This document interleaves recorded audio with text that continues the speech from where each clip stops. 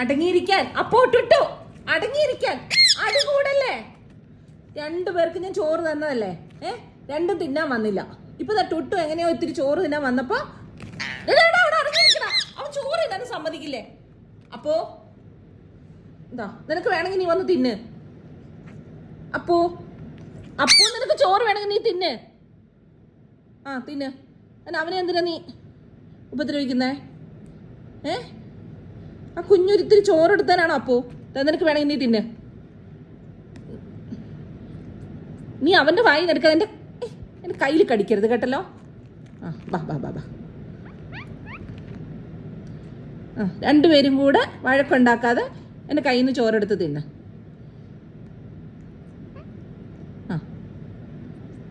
ഇപ്പോഴാണല്ലേ ചോറ് തിന്നാൻ മൂഡ് വന്നത്. അടി കൂടി തിന്നാലേ നിനക്കൊക്കെ ശരിയാവത്തുള്ളൂ അല്ലേ? എന്തൊരു അടി കൂടല്ലേ ഇത്? ചോറ് തിന്നാൻ വിളിച്ചപ്പോ രണ്ടിനും വരാൻ വയ്യ. ഇനി അടി കൂടിയാ നോക്കിക്കോ, രണ്ടിനും കിട്ടും എന്റെ കയ്യിൽ നിന്ന്.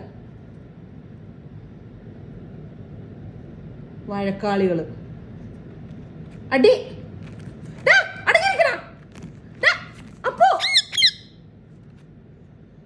അടങ്ങിയിരുന്നോന്നേ. കൊച്ചിനെ ഒന്നും ചേർന്ന് അപ്പൊ അടങ്ങിയിരിക്കേ. അപ്പോ മാറ്. അപ്പൊ മാറിക്കേ. അപ്പൊ അവിടുന്ന് മാറാൻ മാറിക്കേ അങ്ങോട്ട്. തല്ല്. കുഞ്ഞു തിന്നോ.